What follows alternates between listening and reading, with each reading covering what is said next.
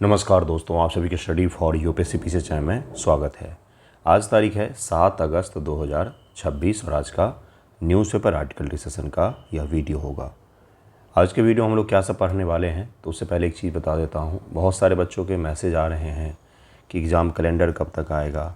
देखिए, एग्ज़ाम होने की संभावना जो है सितंबर में तो कम ही लग रहा है मुझे, अक्टूबर नवंबर के आसपास में हो सकती है, संभावनाएँ जो बन रही है। बाकी देखते हैं, बीपीएससी जल्द ही क्लियर कर देगा कि कब एग्ज़ाम लेना है उसे। तो एग्ज़ामिनेशन कब होगा, इससे ज़्यादा प्रिपरेशन पर ध्यान दीजिएगा, प्रिपेयर अच्छे तरीके से कीजिएगा। मैं ऐसे को लेकर के नया ग्रुप शुरू करूँगा, एक सप्ताह में शुरू हो जाएगा, जिसके बारे में आपको इन्फॉर्मेशन आज के दूसरे वीडियो में दे दी जाएगी।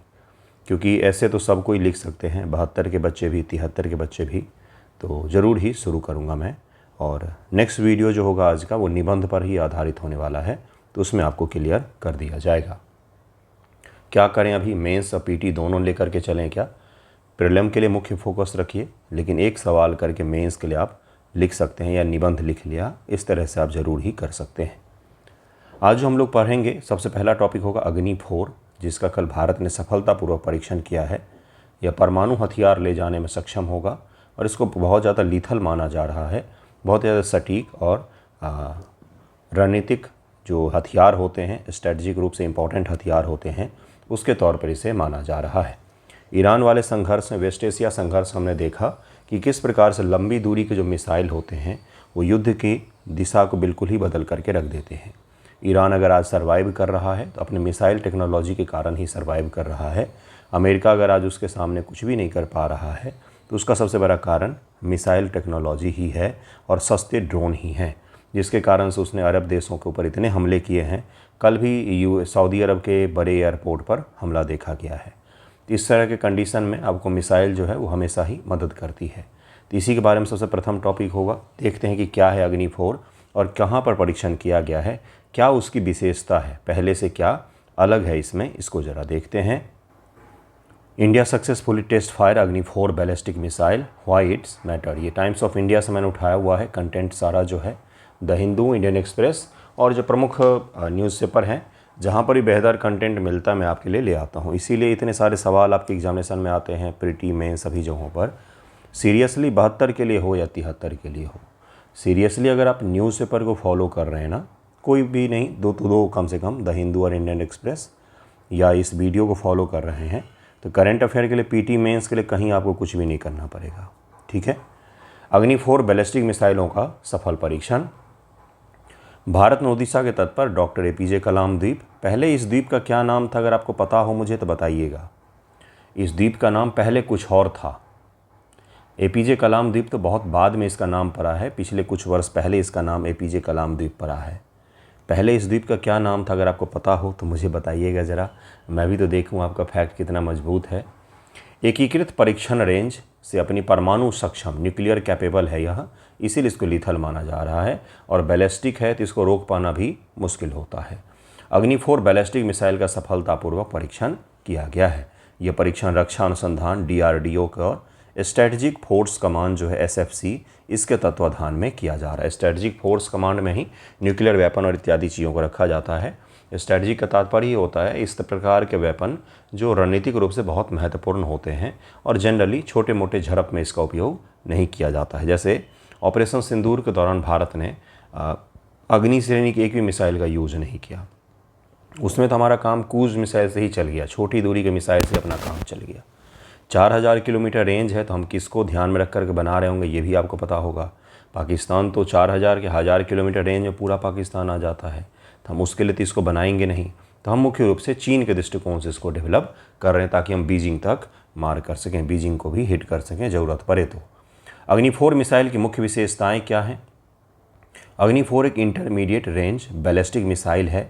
इंटरमीडिएट, 4000 किलोमीटर कोई बहुत बड़ी रेंज तो नहीं हुई, जैसे अग्नि 5 के है। अग्नि 5 तो 10,000 किलोमीटर के आसपास तक जाती है, तो 4000 किलोमीटर है ये, मतलब इंटरमीडिएट बैलिस्टिक मिसाइल रेंज में यह शामिल है, जिसकी मारक क्षमता 4000 किलोमीटर है। प्रणोदन प्रणाली, प्रपल्सन सिस्टम जो है, यह 2 चरणों वाली ठोस प्रणोदक प्रणाली है। अब यहीं से सवाल पूछा जाएगा कि हाल ही में अग्नि 4 का लॉन्च जो किया गया, परीक्षण जो किया गया है, तो उसके बारे में सही कथन का चयन करें। तो वहाँ पर पहला कथन यही दे देगा आपसे कि इसकी रेंज जो है 8000 किलोमीटर तक है। सेकेंड स्टेटमेंट दे देगा कि यह 3 चरणों वाली ठोस ईंधन प्रणाली है या फिर लिक्विड ईंधन प्रणाली पर यह काम करती है। तो यही छोटे छोटे फैक्ट होते हैं जहाँ से सवाल बनते हैं। टॉपिक पढ़ने का मतलब इन्हीं पर ध्यान देना है, इसको ज़रूर याद रखिएगा। यह मिसाइल 1000 किलोग्राम तक के पेलोड ले जाने में सक्षम है। यह पारंपरिक तथा परमाणु दोनों प्रकार का हथियार ले जा सकते हैं। न्यूक्लियर वेपन और नॉन न्यूक्लियर वेपन दोनों प्रकार के बम को कैरी कर सकता है ये वॉरहेड के रूप में। सबसे प्रमुख जो इसकी विशेषता है वो है ये कि इसको हम मोबाइल सड़क लॉन्चर से भी इसको लॉन्च कर सकते हैं। मतलब लॉन्च करने के लिए कोई स्पेसिफिक जगह फिक्स नहीं होगा, एक सड़क पर चलती फिरती गाड़ी से भी हम इसे लॉन्च कर सकते हैं। जिससे क्या होगा, हम चाहें तो इसको उठा करके अरुणाचल प्रदेश में ले जा करके लॉन्च करेंगे तो वहाँ से 4000 किलोमीटर तो बहुत आगे हो गया। जो सेना को मिसाइल को आसानी से स्थानांतरित करने लॉन्च करने की सुविधा देता है। नेविगेशन और सटीकता या 5वीं पीढ़ी के ऑनबोर्ड कंप्यूटर से लैस है। इसमें उच्च सटीकता सुनिश्चित करने के लिए रिंग लेजर जायरोस्कोप आधारित जड़त्वीय नेविगेशन प्रणाली RINS और माइक्रो नेविगेशन सिस्टम का उपयोग किया गया। मैं इसके बारे में बताऊंगा भी कि क्या होता है ये। हीट शील्ड भी इसमें लगाया गया। मिसाइल के पुनः प्रवेश के दौरान 3000 डिग्री से अधिक के अत्यधिक बाहरी तापमान का सामना कर सकती है, जबकि इससे अंदर का तापमान 50 डिग्री सी से नीचे बना रहता है, जिससे इसके इलेक्ट्रिक उपकरण जो हैं सुरक्षित रहते हैं पूरे जर्नी के दौरान और यह बीच में डिस्ट्रॉय नहीं होता। अर्थात इसका जो लाइफ है वो तभी जाके ख़त्म होगा जब ये अपने टारगेट को हिट करेगी। इतना बढ़िया, इतना कैपेबल इसको बनाया गया है। सामरिक महत्व क्या है, यह क्यों मायने रखता है, तो चीन के खिलाफ यह हमारे लिए काफ़ी ज़्यादा मददगार साबित हो सकता है। दरअसल में 4000 किलोमीटर की रेंज जो हमने रखी है वो बीजिंग और शंघाई को हमने ध्यान में रखते हुए बनाया है। बाकी अपने जो पश्चिम में दुश्मन है उसके साथ तो 500,000 किलोमीटर की मिसाइलें भी काफ़ी हो जाती हैं, क्योंकि वो तो बॉर्डर लगा हुआ है। जबकि चीन का अगर आप मैप देखेंगे तो ये तो चीनी प्रशासित तिब्बत है, ये तिब्बत चीन का भाग नहीं होता था। एक मूवी है, बहुत फेमस मूवी है, ब्रैड पिट की मूवी है, कभी समय मिले तो देखिएगा, 7 years in Tibet, 7 years in 7 वर्ष तिब्बत में, ऐसे ही करके मूवी है। बहुत ही बेहतर है, तिब्बत को समझने का, जानने का उससे बेहतर मूवी नहीं मिलेगी आपको। तो तिब्बत को जब आप उसमें देखेंगे तो उसमें चाइना ने किस प्रकार से उसे एनेक्स किया इसके बारे में दिखाया गया, किस प्रकार से हड़पा है उसे। तो ये जो है पठारी प्रदेश है पूरा का, ये चाइना का ये जो भाग है तिब्बत सहित मरुस्थलीय प्रदेश है, इसमें आबादी 9 के बराबर में है। मुख्य आबादी जो है उसके ईस्ट कोस्ट से लगते हुए इस प्रकार से विस्तारित है। तो इसकी रेंज जो है काफ़ी ज़्यादा हो जाती है, इसीलिए हमें इस प्रकार के लॉन्ग रेंज के मिसाइलें चाहिए उसे टारगेट करने के लिए। विश्वसनीय न्यूनतम निवारण या सफल परीक्षण भारत की विश्वसनीय न्यूनतम निवारण क्रेडिबल मिनिमम डिटरेंस नीति का रूप है। ये सुनिश्चित करता है कि भारत के पास किसी भी हमला देने का पर्याप्त क्षमता है, हमारे पास हम आपके हमले का जवाब दे सकते हैं। नो फर्स्ट यूज़ तो है ही, भारत ने पहले ही कहा है कि हम फर्स्ट यूज़ नहीं करते हैं परमाणु वेपन का, और इस प्रकार के वेपन का हम फर्स्ट यूज़ नहीं करते हैं। ये सेकेंड जो लाइन ऑफ डिफेंस होता है उसमें ये मुख्य रूप से काम आते हैं।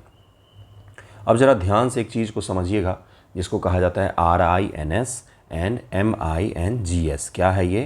तो advance missile navigation technology RINS और MINGS। ज़रा ध्यान से समझेंगे। Ring laser gyroscope based inertial navigation system IRNS जिसको कहा जाता है। RINS एक स्वायत्त नेविगेशन प्रणाली है। क्या है ये? तो मिसाइल अगर है, मिसाइल को हमने बोला कि बीजिंग पर जाके गिरना है, बीजिंग छोड़ दीजिए, किसी प्लेस A पर जाके गिरना है, तो मिसाइल को कैसे रास्ता पता है? बीच में रुक करके तो नहीं पूछेगा हाँ भाई सब बता दो A तक जाना है, किधर से जाएं, कोई पूछने वाला भी नहीं होता वहाँ, तो किससे पूछेगा? तो क्या करता है, उस पर नेविगेशन सिस्टम लगा होता। अभी नेविगेशन सिस्टम पहले जो यूज होता था उसको मैकेनिकल कहते थे, मतलब फिजिकल एक ऑब्जेक्ट जायरोस्कोप लगाते थे और उसी जायरोस्कोप के माध्यम से एडजस्ट करते हुए वो टारगेट तक पहुंचता था। लेकिन जायरोस्कोप चूँकि फिजिकल ऑब्जेक्ट के जैसा होता है, एक आकार होता है उसका, तो मिसाइल चूँकि इतनी तेज़ चलते हैं तो इसलिए उसमें फ्रिक्शन उत्पन्न होगा। ठीक है, तो फ्रिक्शन के कारण से क्या होगा, मिसाइल की गति पर प्रभाव पड़ता है। तो हमने क्या किया, हमने इसको हटा दिया। अब हमने क्या किया, रिंग लेजर, लेजर लाइट जिसको कहते हैं लेजर, उस लेजर पर आधारित नेविगेशन सिस्टम को लगाया है, जिससे जायरोस्कोप जो है उसका फ्रिक्शन इत्यादि चीज़ें हम रिड्यूस कर सकें। ठीक है, अब आप समझ गए होंगे ये क्या करेगा नेविगेशन के लिए, तो प्रकाश के बीम का, लाइट के बीम का उपयोग करने वाला है। कार्य सिद्धांत क्या है? यह सैगनॉक प्रभाव पर काम करता है, ये जरूर ध्यान रखिएगा। इसमें एक बंद त्रिकोणीय या चौकोर लूप में लेजर बीम विपरीत दिशाओं में छोड़ी जाती है। जब मिसाइल अपनी दिशा बदलती या मुड़ती है तो इन बीमों के मार्ग में सूक्ष्म अंतर आता है, जिसे माप करके मिसाइल सटीक और दिशा की गणना करके आगे बढ़ती रहती है। ये सेकेंड के 100वें हिस्से में ये सारा कैलकुलेशन होकर के मिसाइल आगे बढ़ती रहती है। प्रमुख लाभ क्या होगा? कोई गतिमान पुर्जे नहीं, अत्यधिक सटीकता। अभी मैंने समझाया कि चूंकि इसमें मैकेनिकल कोई भी पुर्जा नहीं लगा हो, कोई इक्विपमेंट नहीं इस प्रकार का लगा होगा, जिसके कारण से इसकी सटीकता जो है ज़्यादा हो जाती है और इसके गति पर भी नकारात्मक प्रभाव नहीं पड़ता है। त्वरित प्रतिक्रिया, यांत्रिक जायरोस्कोप को शुरू होने में समय लगता है, लेकिन लेजर जायरोस्कोप तुरंत सक्रिय हो जाते, जिससे इंस्टेंट ऑन होने के कारण से इंस्टेंट तरीके से यह काम कर पाएगा। अग्नि 4 सबसे महत्वपूर्ण टॉपिक होगा पिछले 2-3 महीने को करंट अफेयर अगर हम लोग लेते हैं तो डिफेंस के दृष्टिकोण से, तो यहाँ से सवाल पूछे जाने की संभावनाएं सबसे ज़्यादा है। प्रीलिम में पूछे, मेन से पूछे, कहीं पर भी इससे सवाल पूछे जा सकते हैं। माइक्रो नेविगेशन सिस्टम क्या होता है? MING एक लघु, हल्का और अत्यधिक कॉम्पैक्ट नेविगेशन सिस्टम है। यह क्या काम करता है? तो मिसाइल में आमतौर पर प्राथमिक नेविगेशन प्रणाली के साथ एक बैकअप या अतिरिक्त प्रणाली, जिसको हम लोग रिडंडेंट प्रणाली कहते हैं, के तौर पर यह लगा होता है। यदि प्राथमिक प्रणाली में कोई त्रुटि आ गई या सही से काम नहीं कर पाता है तो ये सिस्टम तुरंत ही काम करने लग जाता है। इन दोनों के बारे में ज़रूर ध्यान में रखिएगा, ताकि इसके बारे में अगर सवाल आए तो आप आसानी से हल कर सकें। नेक्स्ट टॉपिक है राज्यसभा क्लियर एप्रोप्रिएशन बिल। मतलब क्या होता है? विनियोग विधेयक जिसे हम लोग कहते हैं। 54,067 करोड़ रुपए का करीब में विनियोग विधेयक क्लियर किया गया है। तो विनियोग विधेयक के बारे में प्रीलिम में सवाल पूछे जाते हैं। विनियोग विधेयक आखिरकार होता क्या है? धन विधेयक क्या होता है? वित्त विधेयक क्या होता है? मेंस में भी सवाल आ सकते हैं, इंटरव्यू में भी पूछा जा सकता है आपसे। तो ज़रा विनियोग विधेयक को हम लोग समझते हैं कि क्या है ये। राज्यसभा में विनियोग विधेयक को पारित किया गया है।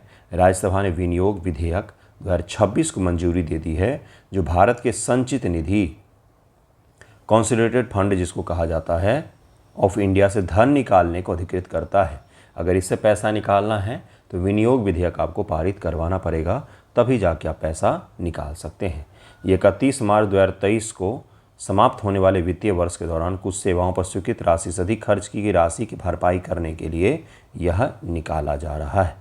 वित्त वर्ष निर्मला सीतारमण ने स्पष्ट किया तो अतिरिक्त अनुदान की मांग केवल वर्ष 2023 के 2 विशिष्ट खातों से संबंधित है। इन विवरणों का उल्लेख लोक लेखा समिति की 39वीं रिपोर्ट में भी किया गया था। तो अब ये तो मांग वगैरह हो गया कि कहाँ पर खर्च किया गया है, कितना खर्च किया जा रहा है। इससे पहली मांग 196 करोड़ रुपए का है, रेल मंत्रालय और एक अदालती आदेश के कारण से है। दूसरी मांग ऋण चुकौती से जुड़ा हुआ है, 53,000 करोड़ रुपए की बहुत बड़ी राशि है। कुल अधिकृत राशि करीब में 54,067 करोड़ रुपए का है। तो ये अधिकृत राशि आपसे तो नहीं पूछा जाएगा भाइयों बहनों, लेकिन पूछा जाएगा आपसे कि विनियोग विधेयक आखिरकार में होता क्या है, किस कारण से इसका उपयोग किया जाता है, कैसे इसको पास किया जाता है, क्या इसके प्रावधान हैं। तो विनियोग विधेयक एक विधायिक उपाय है, एक प्रकार का धन विधेयक है, जो सरकार को वित्तीय वर्ष के दौरान अपने खर्चे को पूरा करने के लिए भारत की संचित निधि कंसोलिडेटेड फंड ऑफ इंडिया से धन निकालने का कानूनी अधिकार देता है। कानूनी अधिकार देता है सरकार को कि आप संचित निधि से अगर पैसे कम पड़ गए तो आप इस अकाउंट से पैसा निकाल लें। इसी का कानूनी अधिकार भारत सरकार को मिलता है।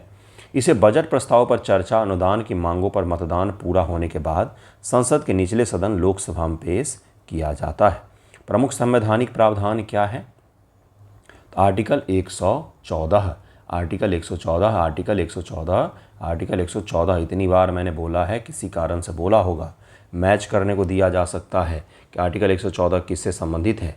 यह विनियोग विधेयक को नियंत्रित करने वाला प्राथमिक अनुच्छेद है। इसमें कहा गया है कि इस अनुच्छेद के प्रावधान के अनुसार से पारित कानून के बिना भारत की संचित निधि से कोई भी धन नहीं निकाला जाएगा। आर्टिकल 114 के तहत कहा गया है कि आपको सदन से पारित करवाना पड़ेगा, तभी जाके आप संचित निधि से पैसा को छू सकते हैं। तो उसका प्रावधान इसी में किया गया है। अनुच्छेद 266 है इसी प्रकार का भाइयों बहनों।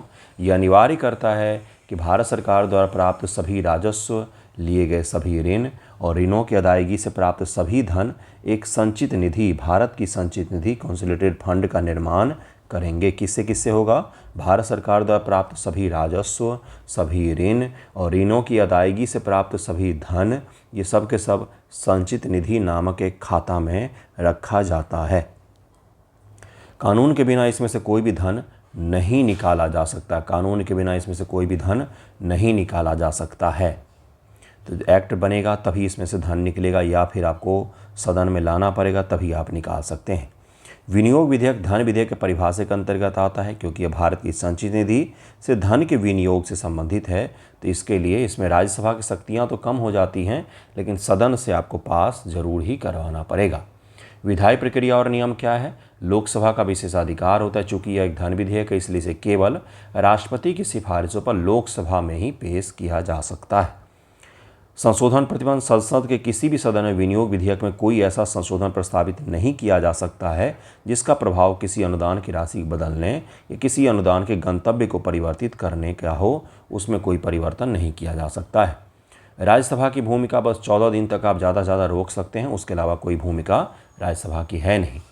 दोनों सदनों द्वारा पारित होने के बाद इसे राष्ट्रपति के समक्ष प्रस्तुत किया जाता है। एक बार जब राष्ट्रपति स्वीकृति दे देते हैं तो विनियोग विधेयक अधिनियम बन जाता है और फिर पास हो जाता है। वित्तीय नियंत्रण में इसका काफ़ी महत्व है। संसदीय लोकतंत्र का मूल सिद्धांत यह है कि सरकार विधायिका की मंजूरी के बिना जनता का पैसा खर्च नहीं कर सकती है। अब इसका क्या है मतलब भाई, कि जब तक आपने जनता यानी कि सदन से अनुमति नहीं ली तो जनता का जो राजस्व का पैसा है उसे आप खर्चा नहीं करेंगे। तो 114 का सांकेतिक अर्थ जो है ये बहुत महत्वपूर्ण है कि आपका पैसा नहीं है। आप जो बोलते हैं कि फ्री में हम दे रहे हैं, कहाँ से, नाना जी के घर से दे रहे हो क्या? बिल्कुल भी नहीं। तो आपका पैसा नहीं है। आपको जनता का पैसा उपयोग करने से पहले जनता की अनुमति, अब हम तो जाएंगे नहीं वोट करने, तो हमारे जो प्रतिनिधि हैं, आपके जो सांसद हैं, उनके द्वारा यह अनुमति दी जाती है कि खर्चा कर लो, तो खर्चा करती है सरकार। इसका सांकेतिक जो है महत्व बहुत बड़ा है कि सरकार जो है पैसा खर्च जनता से पूछ करके ही करेगी। नेक्स्ट टॉपिक है to cut gas imports, cabinet give note to Rs 24,000 crore biogas scheme Gobardhan. मैंने इसके बारे में पहले भी पढ़ाया है, लेकिन सरकार अब इसके बारे में सीरियसली सोच रही है। सरकार को भी नहीं पता होगा कि एक दिन गोबर हमें संकट से निकाल सकता है ना। तो वही सरकार आजकल गोबर पर ज़्यादा ध्यान दे रही है, गोवर्धन की तलाश में घूम रही है। तो गोवर्धन के लिए सरकार 24,000 करोड़ रुपए खर्चा करने जा रही है। ये इंडियन एक्सप्रेस, द हिंदू दोनों में काफ़ी डिटेल में दिया गया। इस न्यूज़ को ज़रा कवर करेंगे। केंद्रीय मंत्रिमंडल ने देश में संपीड़ित बायोगैस, कंप्रेस्ड बायोगैस, बायोगैस में क्या होता है, मीथेन होगा, कि उत्पादन को बढ़ावा देने के लिए गोवर्धन योजना, जिसे राष्ट्रीय परिपत्र जैव ऊर्जा योजना, national circular bio energy scheme, ये दोनों नाम इसी का है। गोवर्धन योजना का ही नाम राष्ट्रीय परिपत्र जैव ऊर्जा योजना भी है। उसको लेकर के 23,731 करोड़ रुपया देने जा रही है इस स्कीम में, और अगले 10 वर्षों के लिए सारा पैसा गोबर के पीछे खर्चा किया जाएगा। तो गोबर का भी महत्व है अपने देश में। गोबर पात्र याद है आपको? अपने गोदान पर ही है क्या? तो उसमें पात्र का नाम रहता है गोबर, एक कैरेक्टर है। चलिए यहाँ पर देखते हैं। इस योजना के लिए 23,731 करोड़ रुपए का वित्तीय परिव्यय रखा गया है। ये ध्यान में रखिएगा। इसे 2026-27 से लेकर के 2035-36 10 वर्षों के लिए लागू किया जाएगा। अब यहीं से सवाल बनेगा, आमतौर पर योजनाएं जो हैं भाइयों बहनों, वो 5 वर्ष, 4 वर्ष, 6 वर्ष के लिए होती हैं। 10 वर्षों के लिए गोवर्धन के पीछे इतना सारा पैसा व्यय किया जाएगा। क्यों? क्योंकि हमें पता चला कि ये जो गोबर उठा के फेंक देते हैं हम, ये गोबर तो बड़े काम की चीज़ है। उससे हम धन सृजित कर सकते हैं, तो गैस सृजित कर सकते हैं, घर में खाना बन सकता है। तो उसी के कारण से हम इस पर अब ध्यान दे रहे हैं। 10 वर्षों के लिए स्कीम है, ये ज़रूर ध्यान में रखिएगा। मंत्रालय केंद्रीय पेट्रोलियम प्राकृतिक गैस मंत्रालय का यह काम होगा। लक्ष्य क्या है? Primary goals.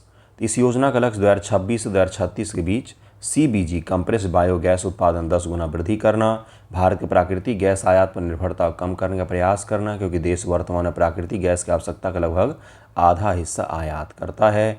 घरेलू CBG उत्पादन को बढ़ावा देने से भारतीय बाजार को अंतर्राष्ट्रीय आपूर्ति या मूल्य झटकों से भी हमें क्या मिलेगा, राहत मिलता रहेगा। CBG क्या होता है? तो CBG बायोगैस का एक पर्यावरण अनुकूल और शुद्ध रूप से उच्च दबाव पर संपीड़ित किया जाता है ताकि इसे ऑटोमोटिव या फिर औद्योगिक ईंधन के रूप में इसका उपयोग किया जा सके। इसका मुख्य कंपोनेंट मीथेन ही होता है। इसके गुण ऊर्जा सामग्री संपीड़ित प्राकृतिक गैस कंप्रेस्ड नेचुरल गैस के समान है, जिससे इसे CNG के साथ आसानी से मिश्रित किया जा सकता है। पेट्रोल के साथ तो हमने क्या मिक्स कर लिया, इथेनॉल कर दिया। इथेनॉल चल रहा है पूरे देश में, गन्ने का जूस वाला इथेनॉल। तो वही अब गन्ना तो जा चुका है भाई, तो अब क्या करेंगे हम लोग, गैस है, CNG है, CNG को भी हम नहीं छोड़ेंगे। कुछ लोग सोच रहे थे कि पेट्रोल इंजन वाली गाड़ी नहीं लेकर के CNG वाली गाड़ी ले लेते ताकि उसका लाइफ बेहतर हो, लेकिन सरकार चाह रही है कि ना, हम CNG में भी मिक्स करेंगे। क्या मिक्स करेंगे, तो गोबर गैस मिक्स करेंगे। तो CNG के साथ में अब इसको मिक्स किया जाएगा। यह कृषि अवशेष, गोबर, पेस्ट मड, नगर पालिका जैविक कचरे इत्यादि से यह बनता है। वित्तीय सहायता और मूल्य निर्धारण, सरकार ने प्रति metric million British thermal unit 2110 रुपये का स्थिर प्रशासित CBG मूल्य पेश किया है। उत्पादकों के लिए राजस्व निश्चितता प्रदान करने हेतु इस मूल्य निर्धारण ढांचे की न्यूनतम सीमा 10 वर्ष रखी गई है। पात्र ग्रीनफील्ड CBG परियोजनाओं को स्थापित करने की क्षमता प्रति टन 2 करोड़ रुपये तक की सहायता भी दी जाएगी ताकि इसके उत्पादन के लिए फैसिलिटी भी स्थापित किया जा सके। अपनी उत्पादन का विस्तार करने वाली ब्राउनफील्ड परियोजनाएं भी इस सहायता के लिए पात्र हो सकती हैं। तो इसको ज़रूर याद रखिएगा। इसके बारे में सवाल अगर पूछे तो आप आसानी से हल कर सकते हैं। अब इसी में नेक्स्ट है कि सरकार ने लक्ष्य कब तक का क्या रखा हुआ है। मैंने बताया पहले ही, पेट्रोल में उन्होंने मिक्स करके इथेनॉल, अगर आपने गाड़ी वगैरह चलाते होंगे तो आपको अंदाज़ा होगा कि गाड़ी की क्या स्थिति कर दी है। अब CNG कार लोग खरीद रहे थे आजकल कि भाई चलो CNG ले लेते हैं ताकि इंजन तो बचा हुआ रहे, लेकिन अब CNG में भी इन्होंने गोबर गैस मिलाने का लक्ष्य भी बना लिया है। जीवन का एक ही लक्ष्य है, किसी चीज़ को प्योर नहीं रहने देना है।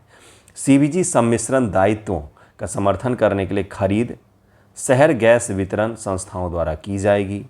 CNG pipe natural gas segment में सम्मिश्रण दायित्व 2026-27 के लिए 3%, 27-28 के लिए 4% और 28-29 के लिए 5% निर्धारित कर दिया गया है कि CNG वालों जो CNG बांटते हैं, दरअसल में उनको कह दिया गया है कि इस साल 3% मिलाना शुरू करो, अगले साल 4% और उसके अगले साल 5% मिश्रित करना है। तो ये सरकार का लक्ष्य है। अब सरकार का जब ये लक्ष्य है तो काम भी होगा ही, है ना। तो इसको ज़रूर ध्यान में रखिएगा। नेक्स्ट टॉपिक पर हम लोग चलते हैं। नेक्स्ट टॉपिक है रामसर साइट के बारे में। सुप्रीम कोर्ट का एक फैसला था उत्तराखंड के एक रामसर साइट को लेकर के। तो हिमाचल प्रदेश की सरकार गई कि ये तो उत्तराखंड के लिए है फैसला, ये हम पर तो लागू नहीं होगा। लेकिन फिर हिमाचल सुप्रीम कोर्ट ने कहा कि नहीं, ये सब पर लागू होगा। दरअसल में ये जो रामसर साइट है ये हिमाचल और उत्तराखंड की सीमा पर स्थित है, जिसके कारण से यह न्यूज़ काफ़ी ज़्यादा चर्चा में है। सर्वोच्च न्यायालय का हालिया आदेश क्या है? सर्वोच्च न्यायालय ने स्पष्ट किया कि उसका फरवरी 2024 का निर्देश, जिसमें आसान आर्द्र भूमि संरक्षण रिजर्व, आसान नाम है इसका, 10 किलोमीटर के दायरे में खनन से पहले पूर्व स्वीकृति आवश्यक की गई थी। यह समानता का आधार पूरे भारत में इसी तरह से आर्द्र भूमि संरक्षण रिजर्वों पर लागू होगा। अब पूरे भारत में जितने भी रामसर स्थल हैं उन सभी पर इसे लागू किया जाएगा। किसको? तो भाई रामसर साइटों के आसपास आप खनन नहीं कर सकते हैं 10 किलोमीटर के दायरे में। यह प्रभावी रूप से राष्ट्रव्यापी स्तर पर आर्द्र भूमि रिजर्व के लिए एक न्यायिक सुरक्षा, जिसमें वन्यजीव मंजूरी की आवश्यकता है, का विस्तार करता है। सुरक्षा के अतिरिक्त परत के रूप में भी कार्य करता है, जिसके कारण से यह आवश्यक हो गया है। यह स्पष्टीकरण हिमाचल प्रदेश सरकार की एक याचिका सुनवाई के दौरान आया, जिसने तर्क दिया कि उत्तराखंड के आसान रिजर्व के 10 किलोमीटर का नियम उस पर स्वतः लागू नहीं होता है। तो फिर इसे सुप्रीम कोर्ट ने क्लियर कर दिया कि यह सभी पर लागू होगा, क्योंकि राष्ट्रीय उद्यानों के विपरीत आर्द्र भूमियों के लिए कोई वैधानिक बफर जोन नहीं है, ऐसा हिमाचल प्रदेश सरकार ने कहा था। तो फिर सुप्रीम कोर्ट ने स्पष्ट किया ये सभी पर लागू होंगे। 10 किलोमीटर वाला जो दायरा है ये सभी पर लागू किए जाते हैं। आसान आर्द्र भूमि आसान और यमुना नदी के संगम पर यह स्थित है, हिमाचल उत्तराखंड के बॉर्डर पर।